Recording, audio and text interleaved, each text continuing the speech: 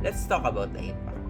You might think quarrying is just digging rocks out of the ground, but it's much more than that.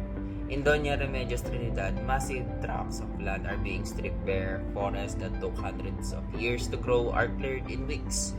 Once those trees are gone, the soil erodes faster. When heavy rain comes, rivers flood with silt. This affects the flow and quality of rivers like the Angat, which supplies Metro Manila.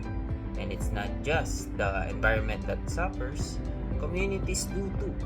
Locals have reported lower water tables, harder access to clean water, increased dust pollution that makes it harder to breathe, especially for children and the elderly. Even wildlife like deer, birds, and monkeys are being pushed out of their habitats. What's happening in the RT isn't isolated, it's a warning sign. If we don't act, this damage could be irreversible.